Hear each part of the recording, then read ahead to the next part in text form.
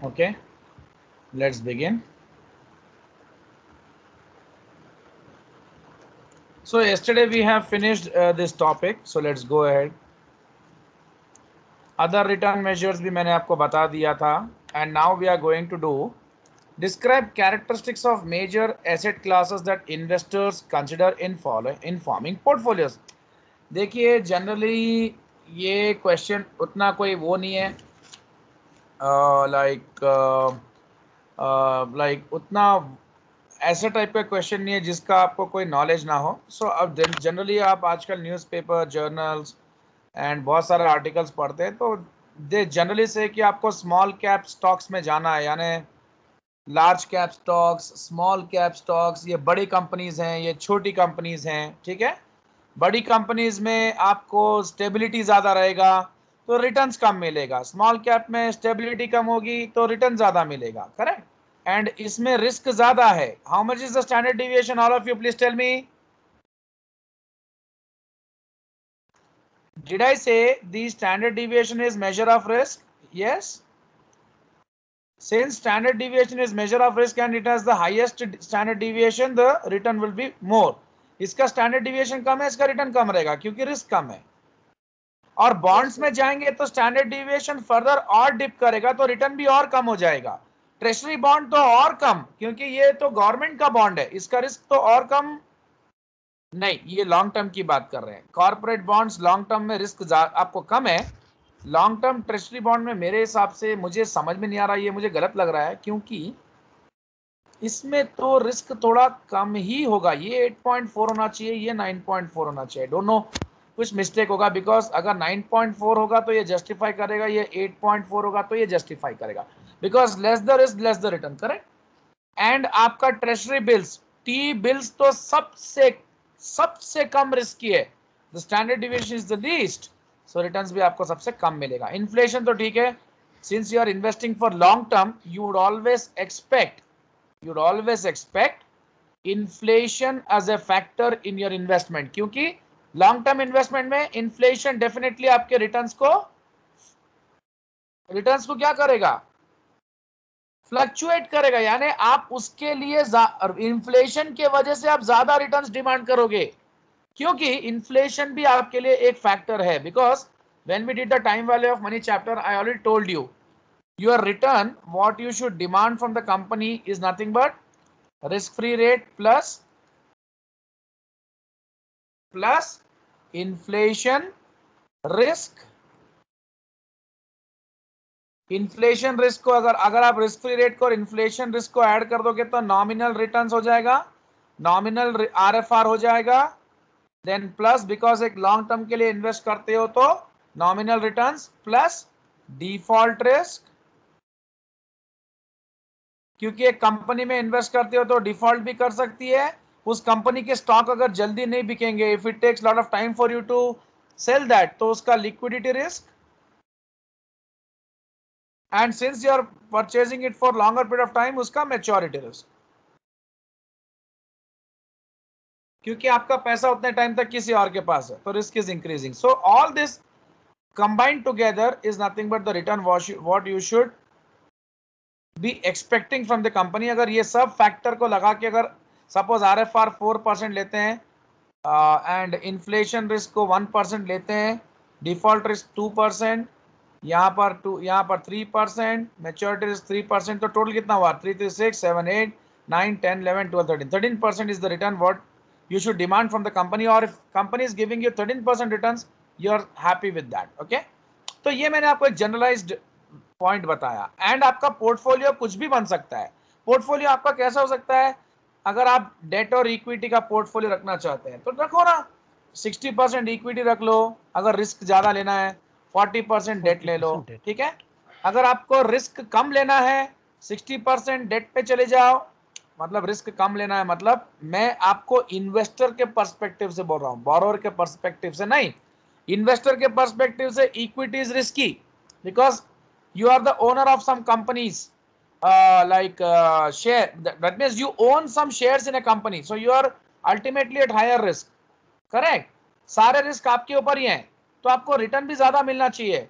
Date like bonds खरीदते हैं आप, डेट मतलब मैं बॉन्ड्स की बात कर रहा हूं। ओके चलो मैं ऐसा बोलता हूं, आप अपना पोर्टफोलियो, मैं आपको बोलूं, you always try to make your portfolio with a combination of risky as well as non risky assets. क्योंकि रिस्की तो आपको अगर रिटर्न दे दिया तो जैकपॉट, नॉन अगर अगर रिटर्न्स नहीं दिया, अगर रिटर्न्स नहीं दिया, लॉस में आ गया, तो भी नॉन रिस्की एसेट्स तो आपको रिटर्न्स देंगे ना बॉस। आपको रिटर्न्स तो आएगा कि नहीं आएगा, करेक्ट और wrong? And there is a negative correlation, you should always see, then only you can enjoy the diversification benefit. अगर आपको डाइवर्सिफिकेशन बेनिफिट चाहिए तो नेगेटिव कोरिलेशन होना चाहिए एसेट्स के बीच में आपके पोर्टफोलियो में। Yesterday I said you already what is negative correlation, correct? यानी रिस्की Yes, sir. एसेट्स अगर ऊपर जा रहे हैं तो नॉन रिस्की डेफिनेटली, ठीक है, ये तो आपको सर्टेन रिटर्न्स देंगे, इसके ऊपर तो कोई रिस्क है ही नहीं आपको। बट अगर आप एक स्टॉक्स लेते हो, टीसीएस अगर रिस्की है तो डेफिनेटली इन्फोसिस आपका, डेफिनेटली उसमें भी थोड़ा रिस्क होगा, बट इनका कोरिलेशन नेगेटिव होना चाहिए। टीसीएस बड़ा तो इन्फोसिस कम होना, तभी आपको डाइवर्सिफिकेशन का बेनिफिट मिलेगा। And yesterday I explained you all this things with complete facts. Okay, so results from for other markets around the world are similar. Asset classes with greatest average returns also have the highest standard deviations of returns. अच्छा, तो ये बोल रहे हैं कि अगर किसी, हो सकता है ये पॉइंट वो इससे जस्टिफाई करना चाह रहे हैं कि ट्रेजरी बॉन्ड्स में रिस्क ज्यादा है, एक्चुअली में कम ही होता है, बट ये बता रहे हैं ऐसा, तो रिटर्न, हाँ वो ये बोल रहे हैं कि कभी कभी कुछ कुछ एसेट्स ऐसे होते हैं जिनका स्टैंडर्ड, जिनमें आपको जो एवरेज रिटर्न मिल रहा है वो हाईएस्ट मिलता है, तो उसका स्टैंडर्ड डिविएशन भी हाईएस्ट होता है। In case of what, in case of small cap, where the deviation is highest and the return is also highest. Now, annual nominal return on US equities has varied greatly from year to year, ranging from losses greater than 40% to gains of more than 50. यानी पहले ज्यादा losses हुआ करता था लोगों को, आजकल gain हो रहा है, यानी यूएस मार्केट अच्छा हो रहा है। We can approximate the real returns over the period by subtracting inflation. Did I say the same thing? Nominal return minus inflation is real return. The asset class with least risk is T-bills. ये मैंने आपको सब बता दिया है, ठीक है ना, तो इसका कोई मैटर नहीं है। And if I am not wrong, आपको स्टैटिस्टिक्स का चैप्टर अगर आप पढ़ोगे, बेसिक स्टैटिस्टिक्स, उसमें आपको रहेगा kurtosis, skewness. Okay, so what is kurtosis and what is skewness? Can anyone tell me? Hello sir tail points के ऊपर ना सर, ये हाँ टेल पॉइंट्स के ऊपर आता ना सर, टेल हाँ, पॉइंट के ऊपर। अगर आप स्क्यूनेस बोलते हो, क्योंकि स्क्यूनेस में क्या होता है, it like you see the extreme observations, यानी अगर आप ये सिमेट्री है, सिमेट्रिक एंड नॉन सिमेट्रिक, यानी 50% यहाँ पर 50% यहाँ पर, तो स्क्यूनेस में क्या हो जाएगा, ये ऐसे हो जाएगा, आपका एक तरफा हो जाएगा। तो इसमें जब सिमेट्री बोलते हैं तो mean is equal to median is equal to mode. Skewness में क्या होगा, since mean gets distorted because of extreme observations, तो मीन यहाँ पर आ जाएगा, मीडियन यहाँ रहेगा, मोड यहाँ रहेगा सबसे पहले। एंड यू ऑलरेडी नो कि मीन, आप अगर आप किसी पर्टिकुलर कंपनी में जॉब, अगर आपको किसी कॉलेज में पैकेज बात करना है, मतलब पूछना है कि आपका कंपनी कॉलेज में पैकेज क्या दे रहे हैं, वो बोलेगा हमारे कंपनी, हमारे जो कॉलेज है उसमें पैकेज आया है 30 लाख एवरेज। तो 30 लाख कैसे बोलेगा वो? 5 लाख किसी बंदे को मिला, 6 लाख किसी और बंदे को मिला, 7 लाख किसी को मिला, 8 लाख मिला, और एक बंदे को 1 करोड़ रुपए मिला। तो 5 + 6 + 7 + 8 + 100, करेक्ट और रॉन्ग? अब इसका मीन निकालो आप, please tell me what is the mean. 11, 18, 26, 126 divide by 5 करके बताओ ना बॉस, कितना आ रहा है? 25.5 सर। हाँ, तो 25 लाख का 25.2 पैकेज बता रहा हूँ एवरेज में, यानी because of this the mean is getting distorted ना। नहीं तो आपका अगर ये 100, 1 करोड़ जिसको मिला है, उसके वजह से आपका पैकेज ये आ रहा है। अगर मैं मीडियन में देखूं तो क्या होगा, मीडियन तो यही होगा ना, 7 लाख, करेक्ट और wrong? Yes sir. Median is what? Positional average. Ascending order में अरेंज करो, n+1/2 ऑब्जर्वेशन कैलकुलेट करो, 1 2 3 4 5 6, यानी 5 + 1 6, 6/2 क्या होगा 3. सो व्हाट इज योर मीडियन 3. तो एक्चुअली में उसका सैलरी 7 लाख है, करेक्ट और wrong? Yes, sir. Average package क्या है उस कॉलेज में? 7 लाख, बट वो 7. कितना बोल रहे हैं आपको? 25. 30 लाख. वो किसका Yeah. फायदा उठा रहे हैं? 1 अर्थमेटिक crore मीन का rupees. फायदा उठा रहे हैं, करेक्ट. सो ऑलवेज हमारे लिए सबसे बेस्ट मेजर क्या है? मीडियन. Median. इसीलिए आप स्क्यूनेस में देखो, आप एक्सट्रीम ऑब्जर्वेशन की वजह से टेल आपका एक्सट्रीमली पुल हो रहा है. Because of this 1 crore the tail is getting tilted towards this. ठीक है. अब पॉइंट नंबर 2, क्योंकि एक बार ये फाइनली ये भी बीच में आने वाला है आपको, तो एक बार बता दूं जल्दी जल्दी. ये आपका जो है नेगेटिवली स्क्यूड है, यानी आपका मीन यहां, मीडियन, मोड. अब देखो आप इस कंपनी इस अब कॉलेज में पैकेज पूछे, तो वो बोला कि कॉलेज में पैकेज लाइक ऐसा करते हैं 5 lakhs, 6 lakhs, 7 lakhs, 8 lakhs, 2 rupees. ये 2 rupees, ये पूरा पैकेज कहां चले जाएगा बॉस? कहां चले जाएगा? ये 2 rupees को गिनो ही मत ना यार. 8 प्लस लाइक 6 + 5 11, 11 + 7 कितना? 18, 18 + 18. 8 26, 26/5 करो, कितना आ रहा है? उसको गिनो मत. अच्छा चलो 4 लगा लो, कितना आएगा? 6 लाख समथिंग. 6.5, sir. हाँ वही आएगा ना. Excuse Yes, me, sir. Just a second. 424. अच्छा Yes, एक sir. काम करो, इसको बाई 5 करो. तो सर 5 point something आएगा सर. 5.2. Yeah, 5.2.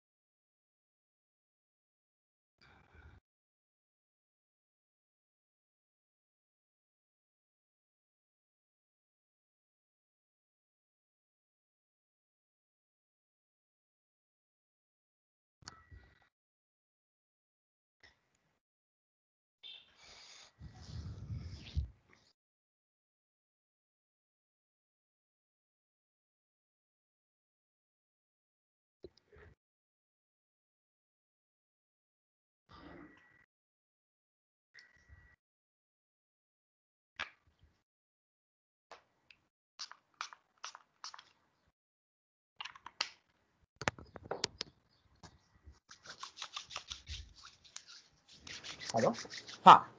सो अगर आप यहां पर देख 26/5 कितना आ रहा है, 5 लाख आ रहा है, करेक्ट और रॉन्ग? Yes hello, sir. हाँ, तो ये 2 रुपीज क्या कर रहा है, ये पूरा का पूरा डेटा को नीचे लेके जा रहा है, करेक्ट? हेलो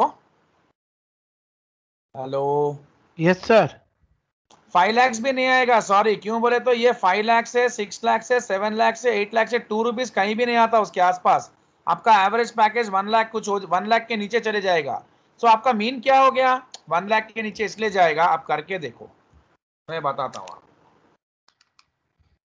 शायद मुझे ऐसा लगता है 5 lakh plus 6 lakh plus 7। Plus 6 lakh plus 7 lakhs plus 8 lakhs plus 2 rupees divide by 2, divide by कितना है वो 5। हाँ, तो 5.2 हो जाएगा आपका। तो आपका देखो क्या हो गया 5.6 पैकेज, हो जाता है सर यहाँ हाँ पे। वही बहुत कम हो गया ना। तो यस सर। आपका जो like because of such less packages, आपका लेस पैकेज, आपका मीन जो है वो इस तरफ नेगेटिवली स्क्यूड हो गया, correct? And कुर्टोसिस is very simple. कुर्टोसिस क्या होता है, आपका डेटा मैक्सिमम टेल के पास रहता है, यानी आपका आपका ये जो लाइक नॉर्मल डिस्ट्रीब्यूशन कर्व है, ये फ्लैट हो जाता है। ऐसा क्यों फ्लैट हो जाता है? क्योंकि मैक्सिमम डेटा जो आपको 8 बजे ऑफिस जाना है और आप मैक्स 360 डेज में आपको 8 बजे ऑफिस जाना है रोज, मैक्सिमम टाइम आप क्या कर रहे हो, कभी 7:30 को ऑफिस पहुंच जा रहे हो, कभी 8:30 को ऑफिस पहुंच रहे हो, यानी आप इससे बहुत दूर हो यहां पर एक्सट्रीम लेवल पे। चलो हम स्टैंडर्ड डिविएशन 15 मिनट्स का रखते हैं, तो 8:15 8:30 7:45 7:30, तो मैक्सिमम टाइम आप 7:30 को या 8:30 को आते हो in a year of like 360 days. 300 days आप ऐसे ही करते हो, तो आपका डेटा पूरा टेल पे रहेगा, करेक्ट और रॉन्ग? Correct sir. हेलो, उसमें नहीं आएगा sir. So since your data is more confined towards this tail, आपका ये जो इतना जो पीक्ड है ना, ये जो ये फिगर, ये ऐसा फ्लैट हो जाएगा, क्योंकि ये जो टेल है उसको खींच के भारी कर देगा। दैट मीन्स पूरा वेट टेल पे रहने की वजह से नीचे गिर जाएगा। So that is kurtosis, correct? So that shows the outliers, the extreme observations. That means extremity, you are always into the tail, okay? तो ये होता है। ये तीनों पॉइंट्स कवर अप हो गए हमारे।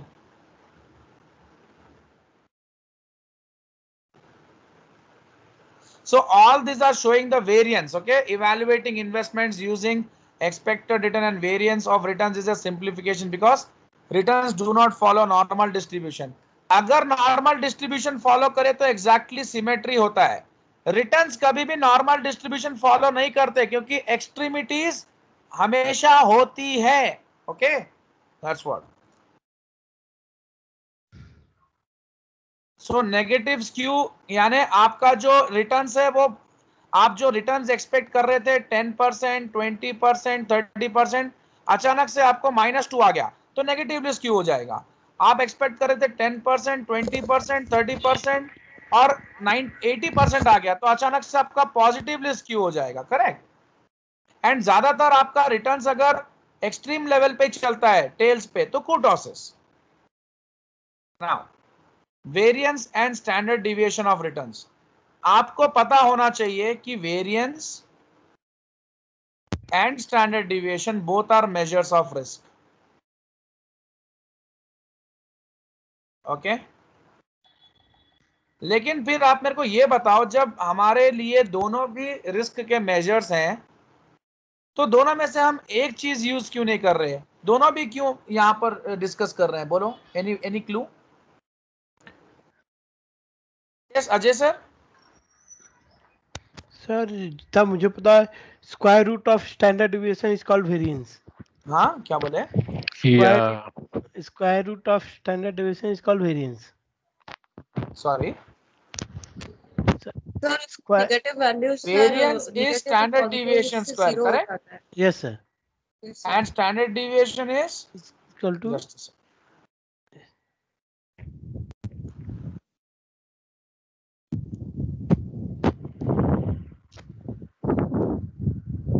Excuse me, वो वो दूसरा मैडम का कॉल आ रहा है, वो क्लास ले।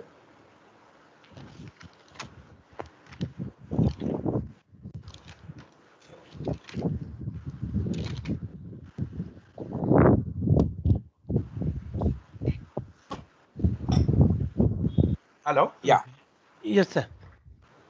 तो वेरिएंस जो आपका है वो स्टैंडर्ड डिविएशन का स्क्वायर है और स्टैंडर्ड डिविएशन आपका रूट ऑफ वेरिएंस है, root, correct? Yes sir, correct sir.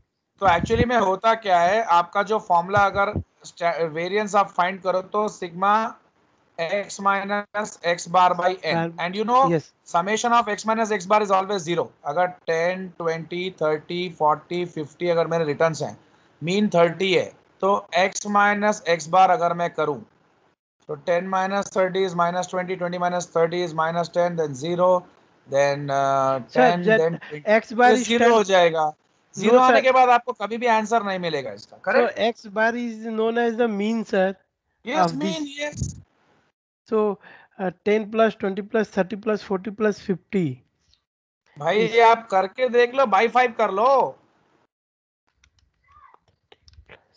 wait sir, 1 second, divided by देखो 5, 50 प्लस 40 90, 90 30, प्लस yes 30 sir, कितना correct, होगा? correct sir, 30, उतना ही correct, आएगा। मैं आपको बोल रहा हूँ अज्यूम्ड मीन लेके भी कर सकते ना, yes sir, assume भी तो लेके कर आपको कभी भी आंसर नहीं आएगा। सो स्टैंडर्ड डिविएशन हम कैसे करें?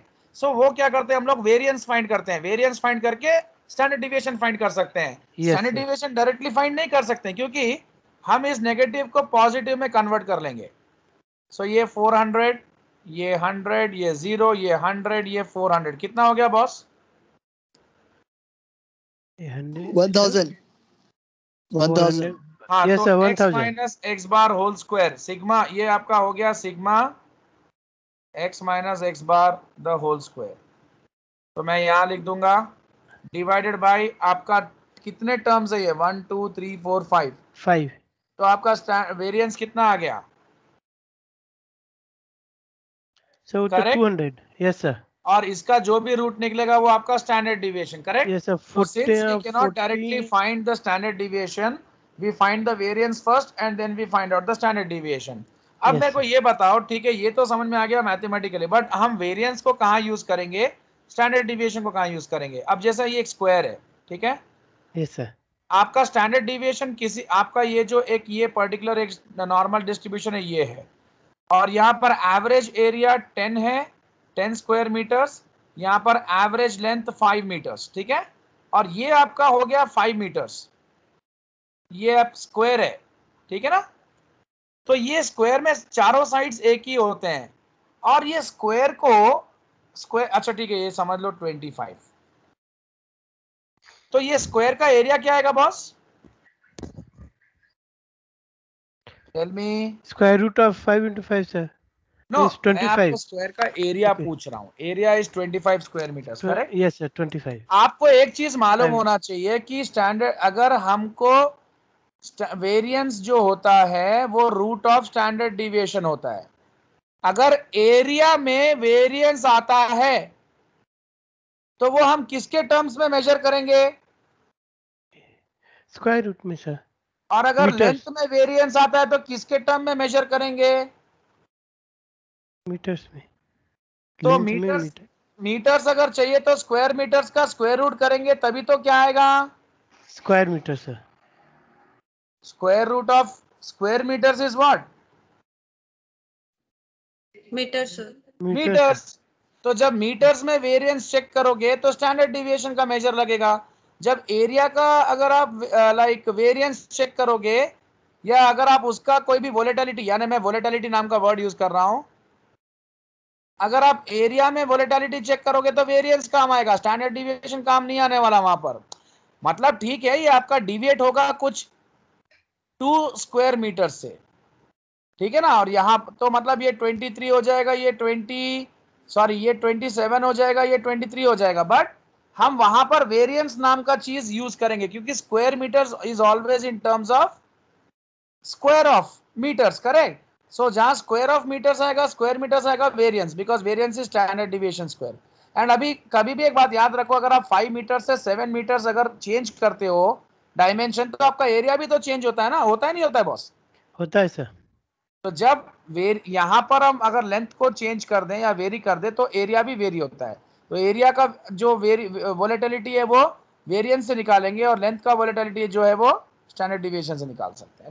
बस उतना ही फर्क है, दोनों भी मेजर ऑफ वोलेटिलिटी है, बस कहाँ यूज करना है वहां हमको देखना होगा। एंड आप टेंशन मत लो, आपका जो सब्जेक्ट या करिकुलम है उसमें स्टैंडर्ड डिविएशन ही ज्यादा आएगा आपको यूज में, वेरियस यूज नहीं आएगा, बस फॉर्मूला वाइज याद रखो उसको। Okay, and point number 2 is ये आपका पॉपुलेशन वेरिएंस है। क्या है ये?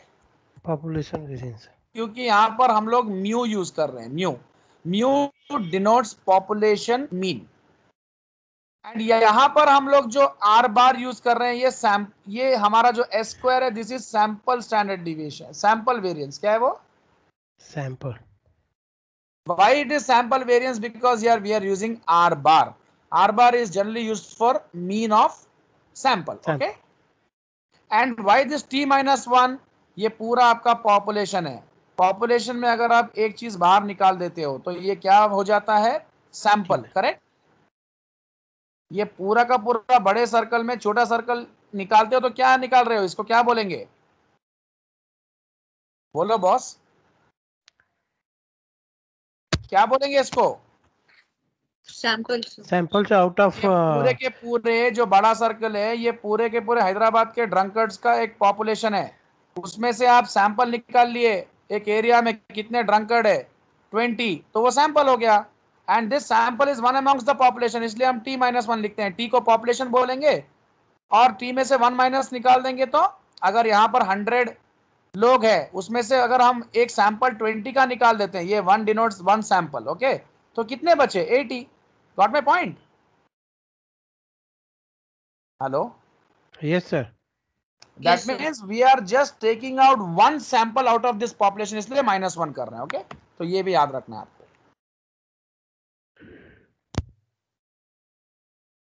अब नेक्स्ट कॉन्सेप्ट आपका जो आता है वो कोवेरिएंस का आता है। ऊपर वाला जो कॉन्सेप्ट है वो क्लियर हो गया, बिकॉज दोनों भी वोलेटिलिटी को मेजर करते हैं, इसलिए हमने वो समझ लिया। अब आपका कोवेरिएंस, सी कोवेरिएंस क्या होता है? देखो मैं यहां पर कुछ पॉइंट लिखता हूं। Covariance divided by 100 I think.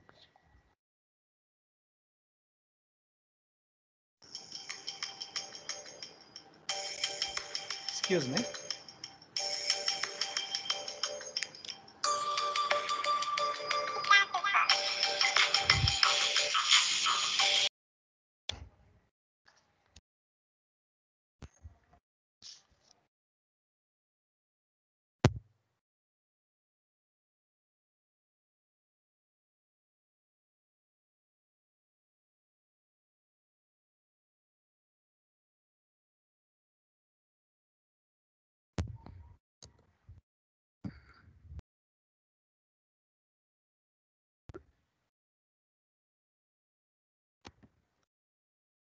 Standard deviation by mean, I think so. It's known as covariance.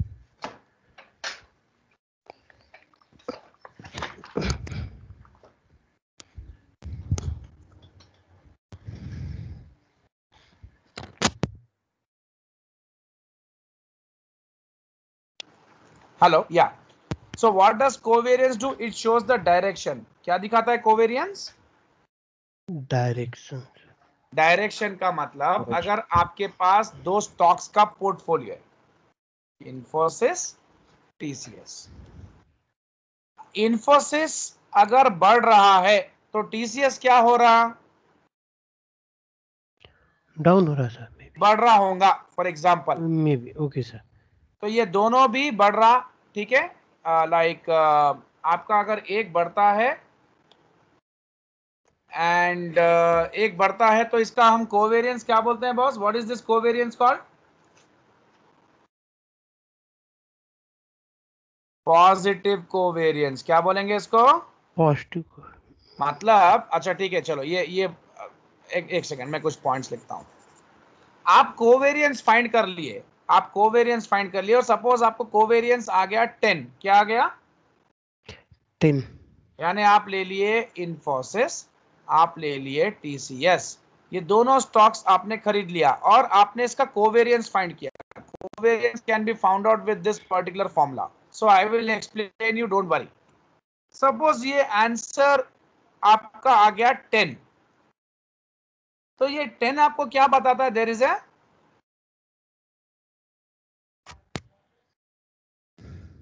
Positive, if -10 then negative. हाँ, वो डेबिट कार्ड ले लो आप। अच्छा ठीक है, एक सेकेंड ना।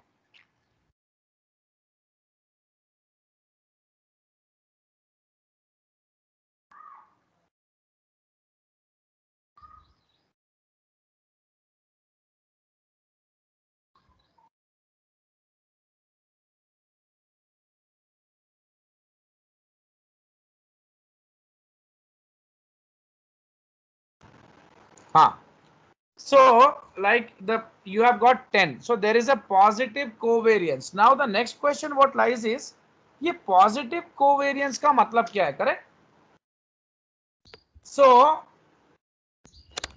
so what, please understand, okay? So this positive covariance means the relationship between Infosys and TCS stocks is positive.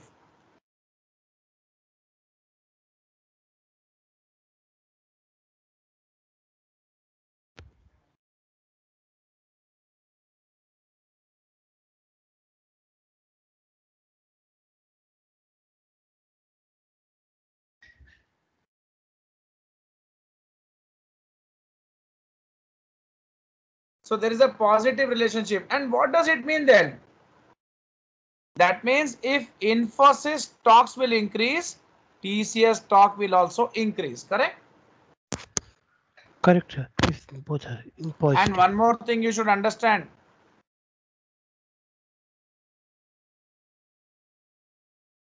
So positive का मतलब क्या है? That means अगर एक बढ़ेगा तो दूसरा भी बढ़ेगा, करेक्ट और रॉन्ग? Yes, sir. Positive. अगर नेगेटिव कोवेरियंस है तो क्या होगा? Means one will increase, second अगर one एक will बढ़ेगा तो decrease. दूसरा Decrease होगा. डिक्रीज होगा, correct? So this you should understand, correct? Now अब हम क्या करते हैं, what we can do is, हम लोग एक क्वेश्चन करते हैं, ओके? चलो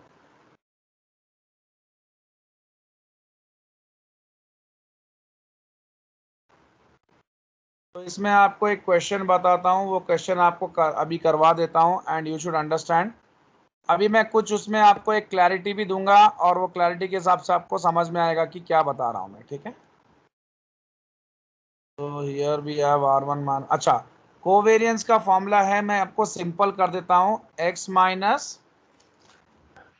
x bar standard deviation y by minus y bar whole divide by n and that to summation, ठीक है? तो पहले आपको here they are asking you to calculate mean return, variance, covariance and correlation, and let us wait for this correlation, correct? Now okay. Cool. Before that we should do some we should discuss something.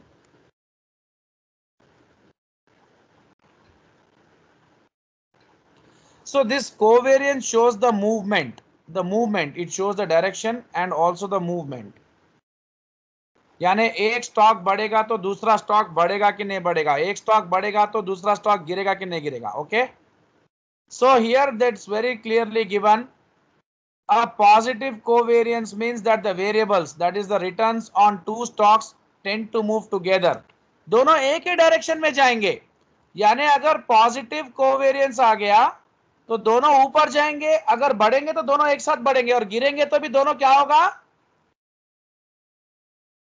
एक साथ गिरेंगे. Got my point और not? Hello, Yes, sir. Got it. What do you mean by positive relationship? बढ़ेंगे तो दोनों एक साथ बढ़ेंगे, गिरेंगे तो दोनों एक साथ गिरेंगे. लेकिन अगर नेगेटिव कोवेरियंस आ गया, अगर ये -10 आ गया, तो इंफोसिस अगर बढ़ेगा तो टीसीएस क्या होगा, गिरेगा. करेक्ट और wrong? Hello, Yes, sir. In this negative covariance or so correlation. Now मैं आपको और भी एक पॉइंट पूछने वाला हूं.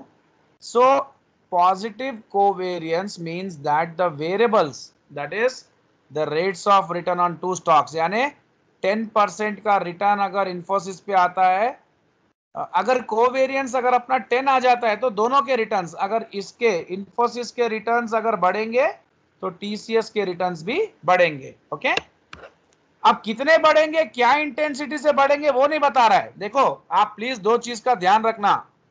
लाइक अगर ठीक है, चलो मैं काम करता हूं आपको. ये 10 है ना नंबर, दिस इज 10 ना, एंड दिस इज -10. आपको आप कोवेरियंस कैलकुलेट किया, आपको वो कोवेरियंस आया 1 लाख, और इसका जो कोवेरियंस आया -1 lakh. What does it mean, can you tell me? Covariance -10 lakh -10. What does it mean?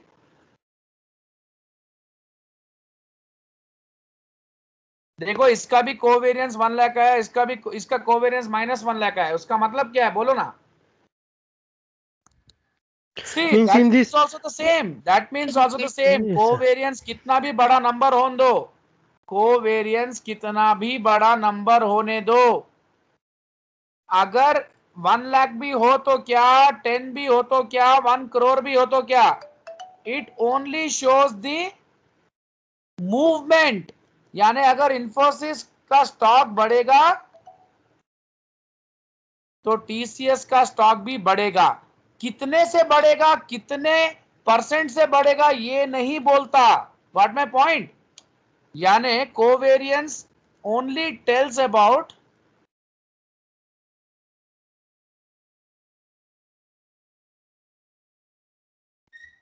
The movement और डायरेक्शन. यानी बोलेगा कि वो अगर बढ़ रहा है तो ये बढ़ेगा, वो गिरेगा तो गिरेगा. Okay,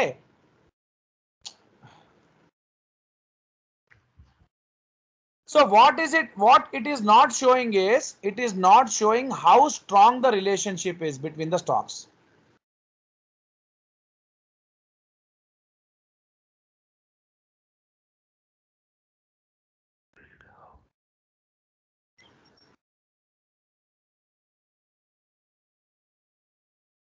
okay, so covariance just tells कि अगर आपको कोवेरियंस कोई दो स्टॉक्स का आप निकाल रहे हो, टीसीएस और इंफोसिस का, और वो कोवेरियंस आपको 10 आया, दैट मींस इंफोसिस बढ़ेगा तो टीसीएस भी बढ़ेगा. जस्ट इतना ही बता रहा है.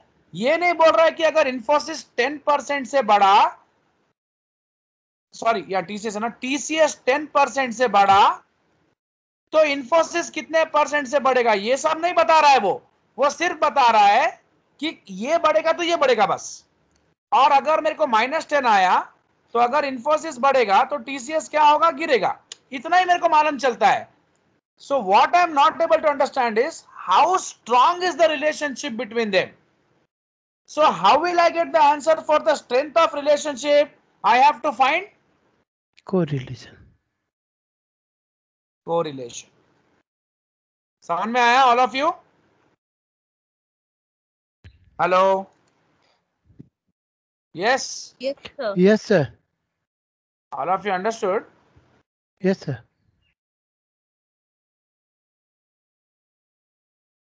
So now what we are going to do is we are going to find out that correlation. Okay, सो आपको मैं यही बता रहा हूं कि covariance will tell you just the movement, यानी ये बढ़ रहा है तो वो भी बढ़ रहा है। वो अगर पॉजिटिव कोवेरियंस आया, नेगेटिव कोवेरियंस आया तो एक बढ़ेगा तो दूसरा गिर रहा है, इतना ही मालूम होता है, ठीक है। बट अगर एक बढ़ रहा है तो दूसरा कितने परसेंट से बढ़ रहा है वो नहीं मालूम चलता है, और एक बढ़ रहा है तो दूसरा कितने परसेंट से गिर रहा है वो मालूम नहीं चलता है, यानी दोनों का स्ट्रेंथ ऑफ द रिलेशनशिप नहीं मालूम चल रहा है, ठीक है ना। वो हमको मिलेगा कोरिलेशन से, और वो हम देखते हैं कैसे, प्लीज अंडरस्टैंड। चलो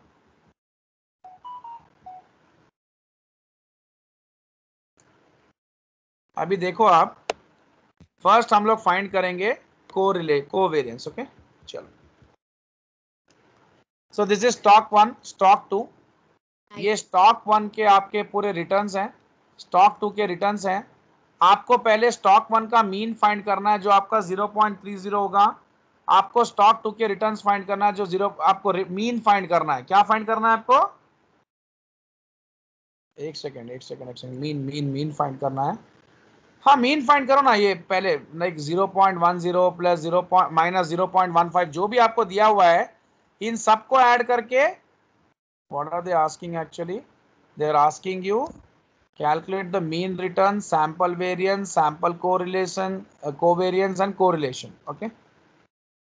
तो ये आपको पूरा सैंपल के हिसाब से करना है। किसके हिसाब से करना है बॉस?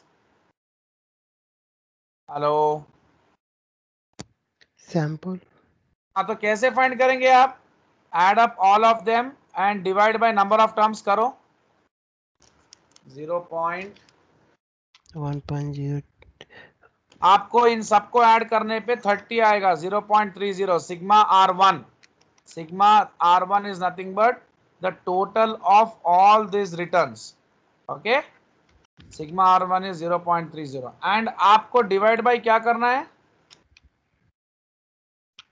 6। तो कितना आ जाएगा आपको रिटर्न? मीन कितना आ जाएगा? यस,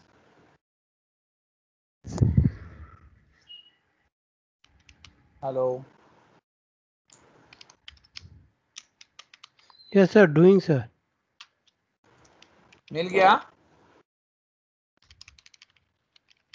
हाँ, -30, यस। नेक्स्ट आपका ये स्टॉक 2। स्टॉक 2 का भी आपको क्या करना है? पूरों को ऐड करो, you will get 0.60 divide by 6, 0.10। दोनों के भी आपको मीन आ गए। मीन आने के बाद क्या करेंगे आप? इसको पूरों से माइनस करेंगे, डिविएशन। फिर 0.10 आने के बाद इन सब से माइनस करेंगे, डिविएशन। उसके बाद इन दोनों को मल्टीप्लाई करके यहां तक लेके आओ, जल्दी करो, मल्टीप्लाई करके जो भी आंसर आएगा वो ये, और इनको ऐड करके लेके आओ fast.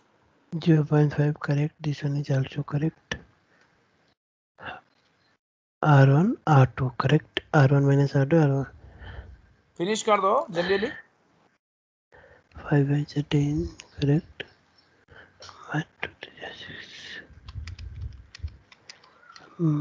Plus 5 minus 20 minus 15 plus 20 minus 35 plus 15.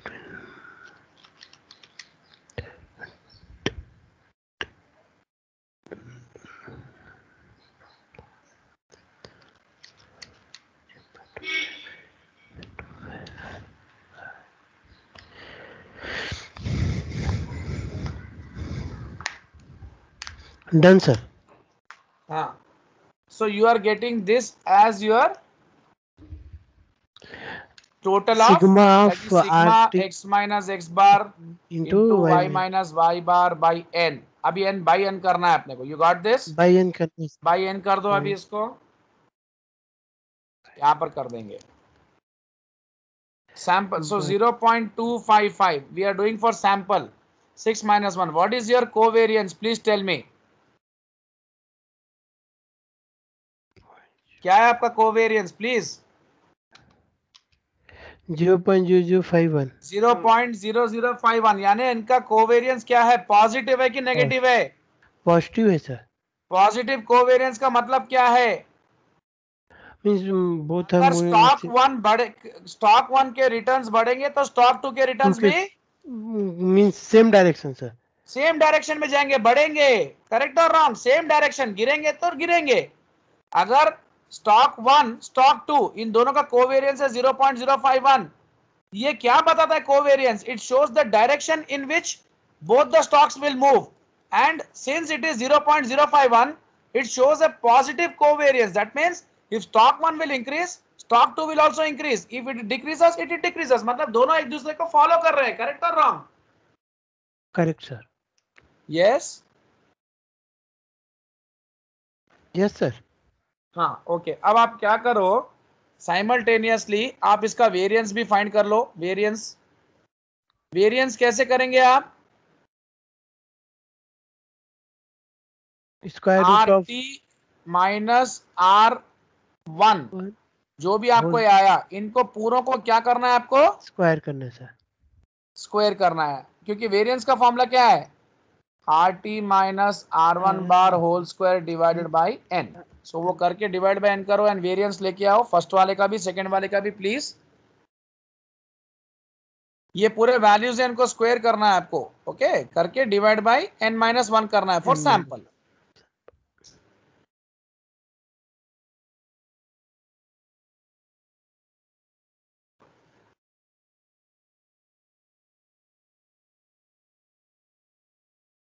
अगर आपको जीरो कोवेरियंस आता है मतलब नो रिलेशन,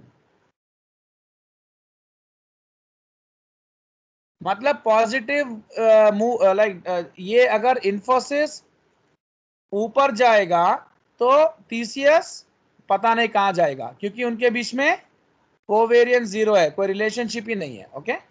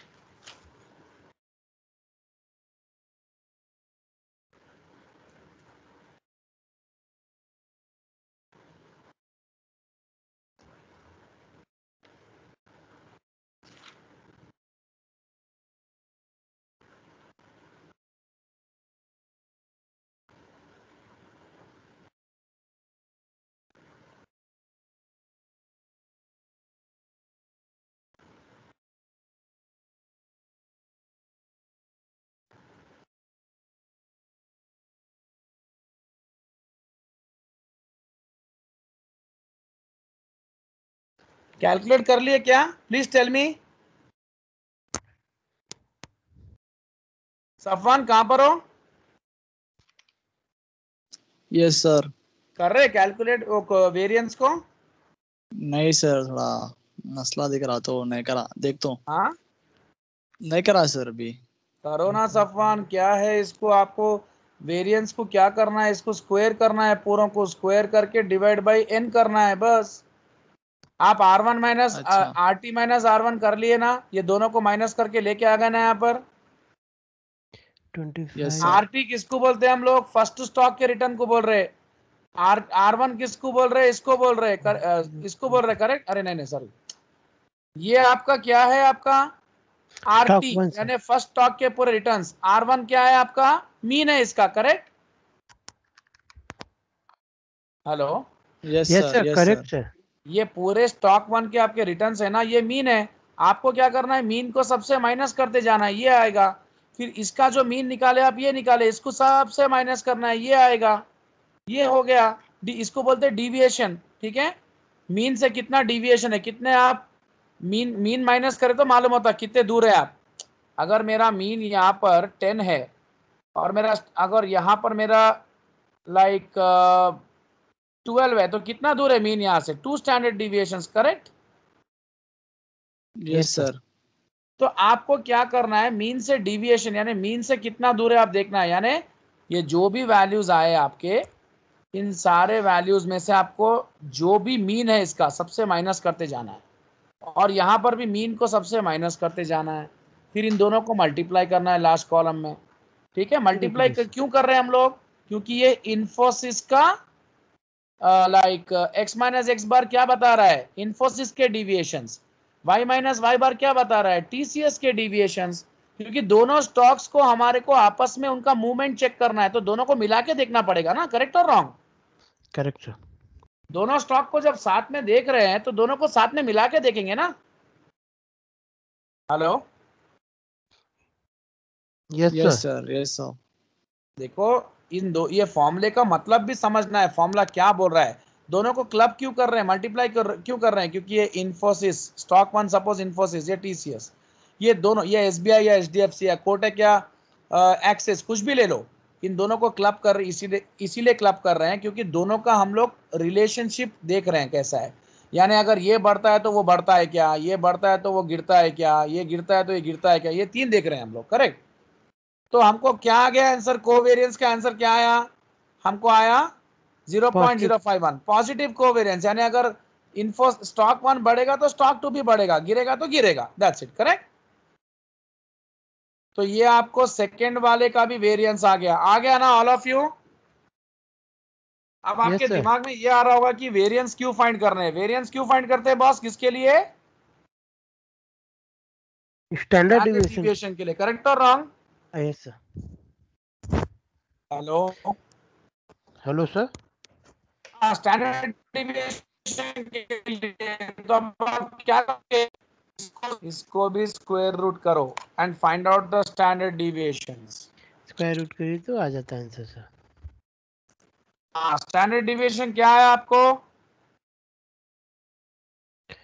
0.05 स्क्वायर रूट 0.2236067997। ये आपके स्टैंडर्ड डिविएशंस आ गए, करेक्ट। Correct sir. अच्छा देखो इंटू 100। अभी मैं आपको क्या बोल रहा था कि कोवेरियंस आपको सिर्फ और सिर्फ डायरेक्शन बताता है। यानी अगर इन्फोसिस बढ़ा तो टीसीएस भी बढ़ेगा, लेकिन हमको कोवेरियंस ये नहीं बताता, अगर सपोज कोवेरियंस 10 है तो भी यही बोल रहा है कि इन्फोसिस बढ़ेगा तो टीसीएस का स्टॉक का रिटर्न्स भी बढ़ेगा, क्योंकि ये दोनों का जो रिलेशनशिप है पॉजिटिव है, ये दोनों एक ही डायरेक्शन को फॉलो कर रहे हैं। क्योंकि ये जो नंबर पॉजिटिव है ना, ये पॉजिटिव नंबर ही हमको बताता है कि दोनों एक डायरेक्शन को फॉलो कर रहे हैं, ठीक है। अगर हाँ डायरेक्शन एक ही हो तो नीचे भी हो सकता है। अगर इन्फोसिस गिरेगा, आप ऐसा मत सोचो कि माइनस होगा, तो नहीं, माइनस होगा तो एक अगर ऊपर जाएगा तो दूसरा नीचे आएगा, ये तो आपको पता ही है।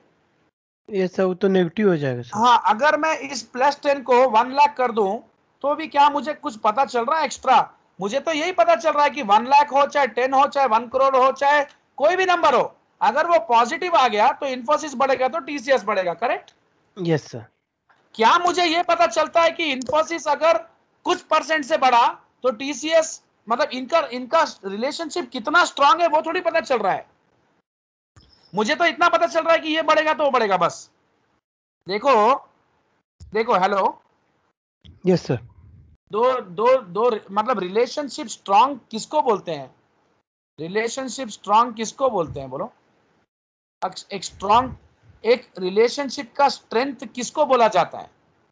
यहाँ ट्रस्ट। पर एक लड़का है और ये दूसरा लड़का है, ये रो रहा है तो ये रोएगा क्या boss, no sir.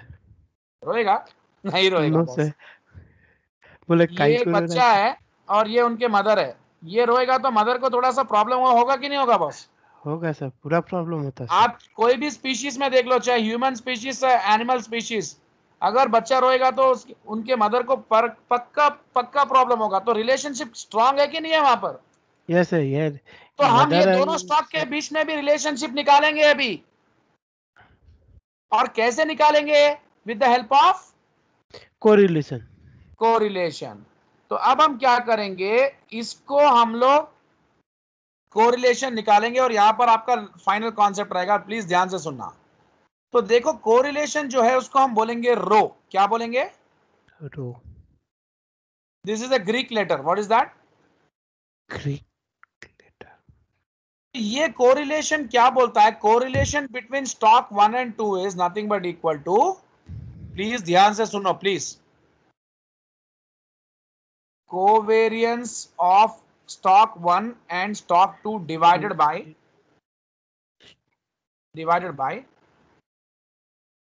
standard deviation of stock 1 into standard deviation of stock 2. Okay. तो ये अगर देखते हो तो नॉर्मल बच्चों के लिए ये फॉर्मूला याद करना वो याद कर लेंगे, लेकिन हमको यहाँ याद नहीं करना है. वी वांट टू चेक कि ये फॉर्मूला हमको बोल क्या रहा है boss. Correct? Please try to understand please. All of you are you active? Yes sir.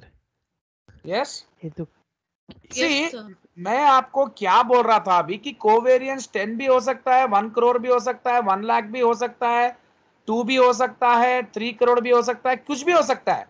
तो कोवेरियंस आपका कोई भी नंबर आ सकता है, कोई भी नंबर आएगा, लेकिन आपका आंसर तो सिर्फ एक ही है कि दोनों का मूवमेंट कैसा है. करेक्ट? same direction. दोनों Yes sir. कैसे बिहेव कर रहे हैं. अगर एक बढ़ रहा है तो दूसरा बढ़ रहा है, अगर पॉजिटिव है तो. अगर नेगेटिव नंबर आया तो एक बढ़ेगा तो दूसरा गिरेगा. पॉजिटिव का एक और मीनिंग है, एक गिरेगा तो दूसरा भी गिरेगा. ओके? क्योंकि दोनों भी ऐसे ही बिहेव कर रहे हैं.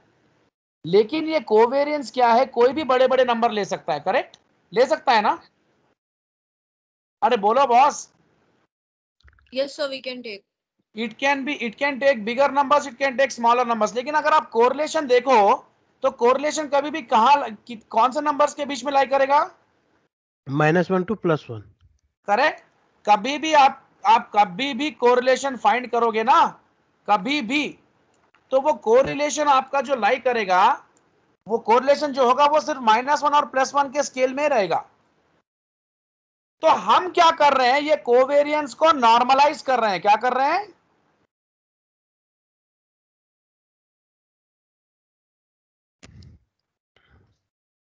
बोलो मैंने क्या लिखा है यहां पर, रीड करो. Hello. Normalize of the sample size. हम क्या कर रहे हैं, इस पर्टिकुलर कोवेरियंस जो कोई भी नंबर ले सकता है, एक्सट्रीम नंबर ले सकता है, उसको नॉर्मलाइज कर रहे हैं या स्टैंडर्डाइज कर रहे हैं. स्टैंडर्डाइज करने के लिए हमें क्या क्या करना होगा, इस कोवेरियंस को किससे डिवाइड करना होगा?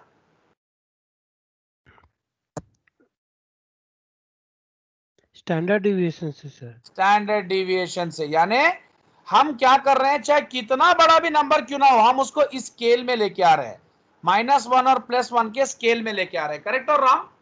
Yes sir. अरे बोलो बॉस. Yes sir. उतना समझो बस.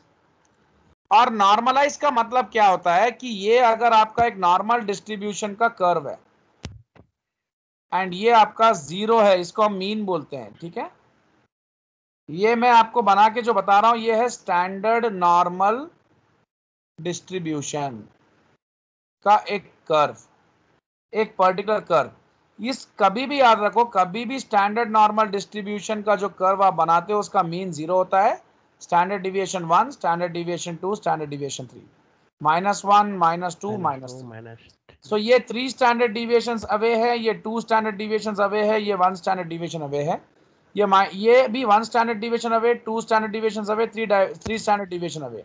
और आपको एक बात मालूम होना चाहिए कि स्टैंडर्ड डिविएशन प्लस और माइनस, यानी राइट, अगर मैं ऐसा बोलूं कि मेरा एवरेज रिटर्न 10 है और मेरा स्टैंडर्ड डिविएशन 2 है, मतलब ये 12 भी हो सकता है मेरा रिटर्न, और मेरा रिटर्न 8 भी हो सकता है. करेक्ट और रॉन्ग?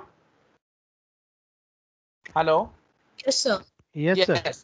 यस. तो अभी हम क्या कर रहे हैं कि ये पूरा का पूरा जो कोवेरियंस है ना, जो बड़े बड़े नंबर्स ले सकता है, छोटे, उसको हम क्या कर रहे हैं, स्टैंडर्डाइज कर रहे हैं. यानी बड़े बड़े डेटा को भी, बड़े से बड़े डेटा को भी हम कंप्रेस करके छोटा डेटा बना सकते हैं, और that means we can make that data in terms of standard normal distribution, या हम कोई भी बड़ा फिगर है उसको -1 या +1 के बीच में ला सकते हैं, और उसको लाने के लिए हम क्या कर रहे हैं, स्टैंडर्ड डिविएशन से डिवाइड कर रहे हैं. बस इतना याद रखो. ओके? Now point. अब आपका कोवेरियंस कितना था बॉस यहां पर? 0.0510. इतना ही था कि नहीं था? बोलो. Yes sir. इतना ही था sir. आपके स्टैंडर्ड डिविएशंस क्या है? 0. आपका आंसर कितना आया? 225 आंसर कितना 2236. आया? Okay. 0.702. 0.70 या 0.7 एक ही बात होती है. करेक्ट और रॉन्ग? Okay sir. करेक्ट और wrong?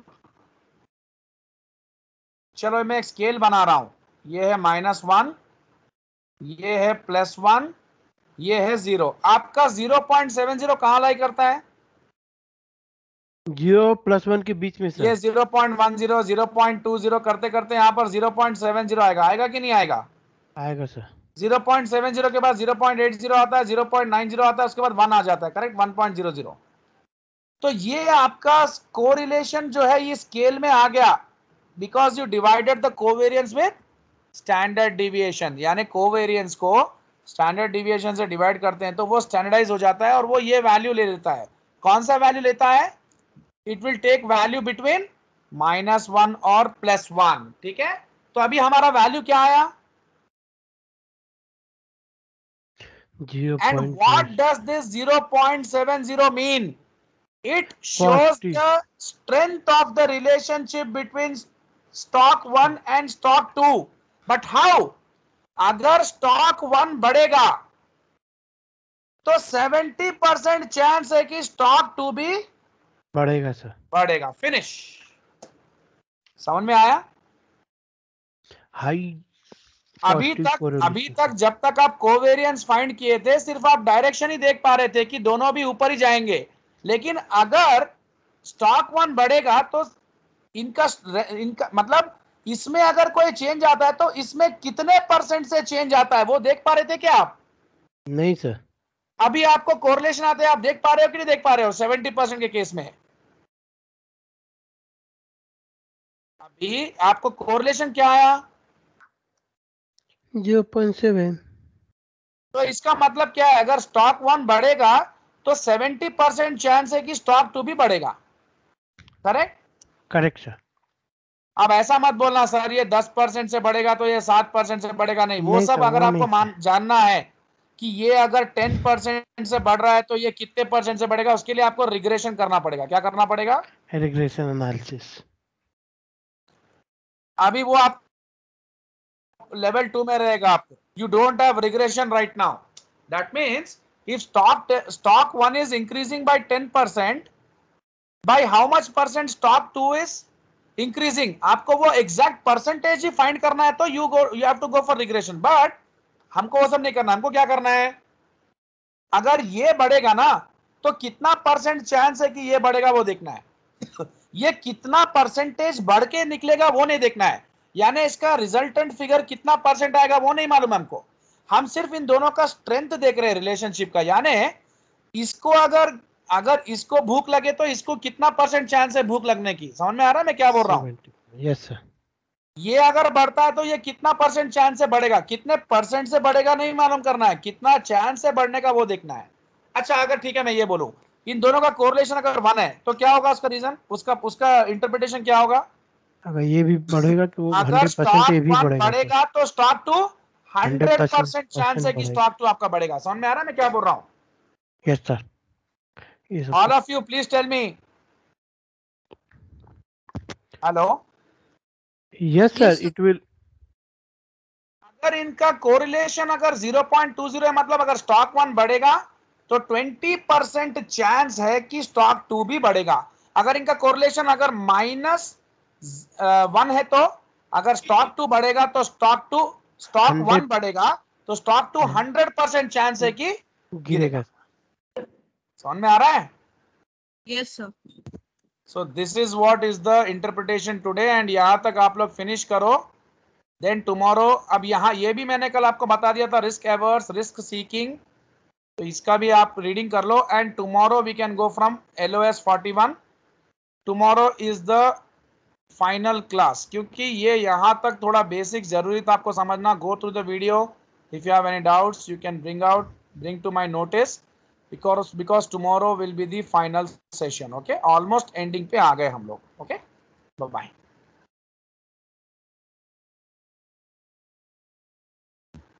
Thank you, sir. Thank